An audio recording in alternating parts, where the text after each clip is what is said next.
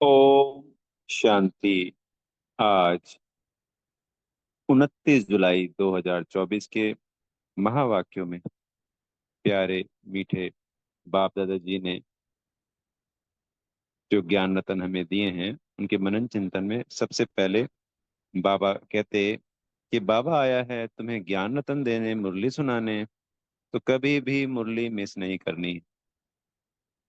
जिसको मुरली से प्यार नहीं उसको बाबा से प्यार नहीं। तो ये तो सन 65 के आसपास की मुरली है। उस वक्त डाक से मुरली सबके पास जाया करती थी, पर फिर भी किन्हीं कारणों से मुरली नहीं पहुंचती थी। तो बच्चों को कोई भी मुरली, पुरानी मुरली पढ़नी चाहिए। पर आज तो हर मोबाइल में, हर आत्मा के पास जो मोबाइल इंस्ट्रूमेंट है उसमें मुरली रोज अवेलेबल है। सेंटर उस वक्त बहुत दूर दूर हुआ करते थे। लोग 5 से 10 किलोमीटर भी रोज जाया करते थे मुरली के लिए, क्योंकि बाप का प्रेम खींचता है। जिसको किसी से भी प्रेम होता है तो कहते हैं ना, पहाड़ खोद दिया, पहाड़ खोद कर रास्ता निकाल दिया। तो ये तो सिर्फ 5-10 किलोमीटर है, और आज तो हर 100-100 मीटर, 1-1 किलोमीटर पे सेंटर बने हुए हैं। तो कोई भी बहाना नहीं करना चाहिए। मुरली कभी भी मिस नहीं करनी चाहिए। फिर भी किन्हीं कारणों से अगर सेंटर, क्योंकि बाबा तो कहते हैं अगर बीमार है तो बीमार को भी यहाँ ले आओ, रोज सेंटर पे लाओ। तो इस मुरली को रोज पढ़ना है, मोबाइल के द्वारा पढ़ना है। आजकल यूट्यूब पे हम लाइव मुरली सुन भी सकते हैं। पर ऐसा नहीं कि मुरली यूट्यूब पे सुन रहे हैं तो सेंटर ही ना जाएं, वो रॉन्ग है। फर्स्ट प्रेफरेंस सेंटर, सुबह 7 से 8 बजे की मुरली। किन्हीं कारणों से वो नहीं कर पाते हैं तो स्वयं भी पढ़ना है। सेंटर जाते हैं तब भी स्वयं भी पढ़ना ही पढ़ना है। पहला आधार ही इस ज्ञान का, योग का, धारणा का, सेवा का आधार ही, नींव ही मुरली है। इसी से आत्मा की ये खुराक है, शक्तियां मिलती है। जैसे शरीर में भी जान नहीं होगी तो दूसरे कर्म नहीं कर पाएंगे ना, अच्छा नहीं लगेगा। तो ऐसे ही मुरली मिस करेंगे तो ना याद होगी, ना धारणा होगी, ना सेवा होगी, ना कुछ अच्छा लगेगा। इसलिए आत्मा को ये पहली खुराक, तो सुबह सुबह क्या करते थे, भगवान की पूजा नहाने धोने के बाद। तो सुबह 7 बजे तैयार होके, ये क्या है, पढ़ाई करना, स्कूल जाना, पूजा करना, भक्ति नहीं है ये। पर इसको धारण तो करना है ना, सबसे पहले तो यही खुराक लेनी है, शक्तिशाली खुराक। तो इसको कभी भी मिस नहीं करना है। अगर इसको मिस किया तो फिर माया पकड़ लेती है, मिस करते करते करते सदा के लिए छूट जाती है, और सब कुछ छूट जाता है। और 5,000 साल में तो एक ही तो मौका मिला है। तो हमारे को तो भगवान का पद्म पदम मलि बाबा का धन्यवाद करना चाहिए, जो ऐसी सद्बुद्धि मिली, जो हम सेंटर जाने भी लगे, मुरली भी पढ़ने लगे, तो क्यों छोड़े इसको। फिर बाबा ने आज प्रश्न उत्तर में समझाया कि वाइसलेस बनने के, मतलब कि अच्छे कैरेक्टर कौन से हैं जो इस नॉलेज के से हम धारण करते हैं। तो वाइसलेस बनना, संपूर्ण पावन बनना, पवित्र बनना, ये सबसे अच्छा कैरेक्टर है। क्योंकि अशुद्धता, अपवित्रता, पतितपना ही सबसे गंदा है। कहते हैं ना, जिसका चरित्र खराब होता है उसका सब कुछ खराब होता है। उसके अंदर 100 गुण हो और वो चरित्रहीन हो, तो उन 100 गुणों पे वो एक चरित्रहीनता ही पूरा पानी फेर देती है। पर एक आत्मा में 10 अवगुण हैं और वो चरित्रवान है, तो वो उसका चरित्रवान ही उनके उस 10 अवगुणों को ढांप लेता है, छुपा लेता है। तो हमें देवी देवता बनना है, परमात्मा का, प्यारे बाबा का संपूर्ण प्रेम को रिसीव करना है। उसका आधार ही है पवित्रता, वाइसलेस बनना। तो हम पतित बन गए, वो बन गए, कोई बात नहीं, पूरा संसार बनता है। पर आज जब बाबा आया है, हमें ज्ञान मिल रहा है, तो हमें इस ज्ञान पर चलकर, ज्ञान योग धारणा के आधार पर फिर से करेक्टरवान बनना है, वाइसलेस बनना है। क्योंकि देवता ही सिर्फ करेक्टर वाले होते हैं, और कोई भी इस संसार में देवताओं के अलावा करेक्टर वाला है ही नहीं। क्योंकि कोई ब्रह्मचारी भी है तो भी उसके मन में संकल्प आ गया, और पतित से, क्योंकि पतित दुनिया में रह रहा है, तमो प्रधानता है, पतित तरीके से उसका जन्म हुआ है, इसलिए उसको संपूर्ण वाइसलेस नहीं कहेंगे। फिर बाबा ने बताया इसी को, जो कि हमें ये मिस नहीं करनी चाहिए, तो ये गॉडली यूनिवर्सिटी है। हमें स्वयं भी इस यूनिवर्सिटी में पढ़ना है और औरों को भी प्रेरित करना है। जैसे कोई स्कूल अच्छा होता है या यूनिवर्सिटी अच्छी होती है तो कहते हैं ना, आप यहाँ आइए, यहाँ अच्छी पढ़ाई होती है, करेक्टर सुधरते हैं, सबको प्रेरित करते हैं ना जो संसार के स्कूल हैं। तो ऐसे ही हमें दूसरी आत्माओं को भी समझाना है कि हमारा बाबा आया हुआ है, उस बाबा को हमें याद करना है। वो पढ़ाई पढ़ा रहे हैं, 5,000 साल में एक ही बार आते हैं। वो बाबा हमारे बाबा भी हैं, हमारे टीचर भी हैं, और हमारे गुरु जी भी हैं, सदगुरु हैं। हर आत्मा के जीवन में यही तीन इंपॉर्टेंट होते हैं। जब बच्चा पैदा होता है तब से बाबा की छत्र छाया, पिता की छत्र छाया, फिर स्कूल या गुरुकुल में टीचर, और फिर अंत समय में वानप्रस्थ अवस्था में सदगुरु जरूर करते थे, गुरु, ताकि मोक्ष मिले, मुक्ति मिले, या जो पाप हुए हैं उनसे पाप हमारे विनाश हो। अनेकों अनेक कारण, अनेकों अनेक बातें।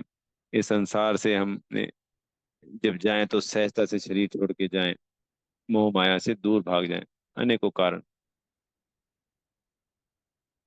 तो यहाँ तो वो एक ही है, वहां तीन करने पड़ते हैं। पर यहाँ तो बाप आया है, वही बाप पिता के रूप में हमारी पालना करते हैं, टीचर बनकर हमें सृष्टि के आदि मध्य अंत का पूरा पूरा ज्ञान देते हैं, और सदगुरु बनकर मुक्ति, जीवन मुक्ति प्रदान करते हैं। सहज राज योग द्वारा 63 जन्मों के विकर्म विनाश कराते हैं। तो ऐसी यूनिवर्सिटी में अगर हम नहीं जाएं, और वो भी बाबा कोई पैसा भी नहीं लेते, सबसे बड़ी बात, बताओ, सब कुछ वो देने वाला दाता ही दाता है। अगर कोई कहे कि जी देते हैं, तो वो तो हम अपने लिए देते हैं, वो सुख सुविधाएं के रूप में हमें ही वापस मिलता है, इस जन्म में भी, पुरुषोत्तम संगम युग पे भी। सत्युग की बात नहीं हो रही है।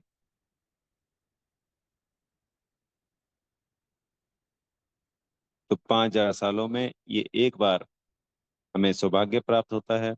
तो आओ हम सभी मिलकर अपना अपना सौभाग्य बनाएं, और दूसरी आत्माओं को भी उनका सौभाग्य बनाने का रास्ता दिखाएं। हमें बस बताना होता है, उसके बाद उनकी मर्जी। बाबा ने आज बहुत बड़ा अच्छा सुंदर एग्जाम्पल दिया। मानो कोई कपड़ा धोने वाला है, उसके पास सभी धर्मों की आत्माएं आती हैं, हिंदू मुसलमान सिख ईसाई। बोला, आप कपड़े तो मैले हो गए, इनको धुलाते हो, पर ये जो आत्मा है वो भी तमो प्रधान हो गई है, और इससे बना हुआ ये शरीर भी तमो प्रधान मैला हो गया है। उसी को धोने के लिए जो परमात्मा है, प्यारे बाबा हैं, वो आए हैं। तो उनको पास आना है, और आत्मा को भी सतो प्रधान बनाना है, और अपने शरीर को भी सतो प्रधान बनाना है, बाबा की याद से। तो अपने को आत्मा समझ बाबा को याद करना है। 7 दिन का कोर्स कर लीजिए, ज्ञान को समझ लीजिए, और फिर कहीं पे भी रहते हुए बाबा को याद कीजिए, सुदर्शन चक्र घुमाइए। है ना सहज? और सभी यूनिवर्सिटी में तो रोज जाना पड़ता है, पर यहाँ तो 7 दिन का कोर्स करने के बाद कहीं पे भी रहकर बाबा से कुछ ना कुछ तो प्राप्ति होगी ही होगी। अगर लगन होगी तो पूरा का पूरा वर्षा फिर भी आत्मा ले लेगी, किसी कारणों से। मान लो फौज में नौकरी कर रहा है या ऐसी जगह नौकरी कर रहा है कि उसको बाहर ही रहना पड़ता है, सेंटर जा ही नहीं सकता, 7 दिन का कोर्स करके वहां बाबा को याद करेगा और लगन लगाएगा। तो धारणा चलो नहीं कर पा रहा खान पान की, पर पवित्रता धारणा कर ली, बाबा को याद कर लिया, तो विकर्म विनाश हो रहे हैं, मुरली रोज पढ़ ली अपने आप ही, तो पूरे 21 जन्मों का वर्षा लेगा ना, क्यों नहीं लेगा। और बाबा कहेगा, इस विपरीत परिस्थिति में बच्चे ने ये करके दिखाया, तो उसको तो एक का वैसे ही हमको भी पतंग गुना मिलता है, उसको और मिलेगा, इसमें तो कोई संशय नहीं है। तो हम जीन्स को खींच के लाना चाहिए। जैसे माताएं माता को समझा सकती हैं, पुरुष पुरुष को समझा सकते हैं, यंग लड़के लड़कियां, यंग लड़के लड़कियों मिली बहनों भाइयों को समझा सकते हैं, अपने हम जीन्स आत्मा भाइयों को।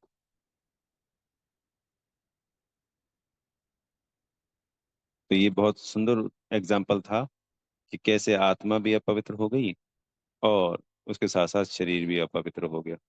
फिर बाबा ने आज ज्ञान और विज्ञान के बारे में बताया कि ये ज्ञान है। ज्ञान कैसे, इसको मुख से समझा रहे हैं, हम बात को बता रहे हैं।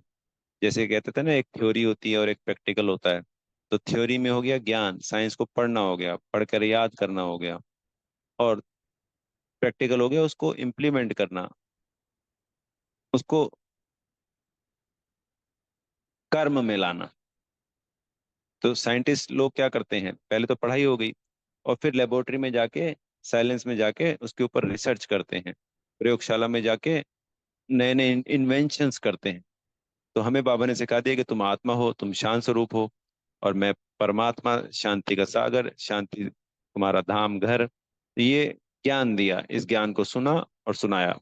पर जब हम स्वयं आत्मा बनते हैं और उस परमात्मा को याद करते हैं, अपने घर शांति धाम में जाते हैं, इस शरीर में रहते हुए इमर्ज करते हैं, वो हो गया प्रैक्टिकल स्वरूप, विज्ञान हो गया।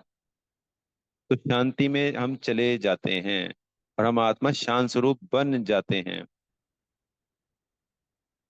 तो ये है विज्ञान। तो ये आज बाबा ने ज्ञान और विज्ञान का बहुत सुंदर अर्थ समझाया। तो हमें इसको विज्ञान को लाना है। ज्ञान तो हर कोई एक्सपर्ट बन जाता है, पर विज्ञान में एक्सपर्ट बनने वाले बहुत कम बच्चे होते हैं, वही फिर 108 में आ पाते हैं। फिर वरदान में आज बहुत सुंदर बात समझाई बाबा ने। इस सेवा में मान शान के कच्चे फल को त्याग कर सदा प्रसन्नचित्त रहने वाले अभिमान मुक्त भव।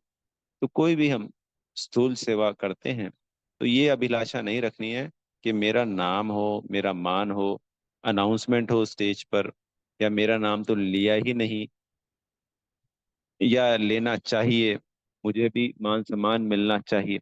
किसी भी प्रकार की ऐसी इच्छा उसके कच्चा फल लेने के कारण, उसके प्रारब्ध को, जो हमारी बनने वाली थी, उसको सदा सदा के लिए समाप्त कर देती है। तो कभी भी गुप्त रह के ही, चाहे मनसा वाचा कर्मणा, वाचा में तो चलो गुप्त नहीं रह सकते, पर वाचा सेवा करके किसी दूसरे तीसरे को नहीं बताना है मैंने ऐसी सेवा करी, मैंने वैसे सेवा करी। धन से सेवा कर रहे हैं, तन से लगा रहे हैं, तो तन में जो साथी सहयोगी है बस उनको पता है, अपने आप बखान नहीं करना है। ये तन से कोई प्रोग्राम हुआ, चार बच्चों का नाम ले दिया, हमारा नहीं लिया, तो हमें यूं नहीं होना, अरे हमारा तो लिया ही नहीं नाम, मेरा स्टेज पे मेरा तो सम्मान ही नहीं किया। अच्छा है नहीं किया, गुप्त रहना है, उसका पदम गुना मिलेगा आगे, पदम का भी पदम गुना। तो इस नाम मान शान की सेवा से वो जो प्रसन्नता है वो भी चली जाएगी। प्रारब्ध तो गई गई फ्यूचर की, पर आज की प्रसन्नता भी समाप्त हो जाएगी। इसलिए सदा गुप्त रह के ही सेवाएं करनी है। अच्छा, ओम शांति। बेहद का धन्यवाद मेरे प्यारे मीठे बाप दादा जी का।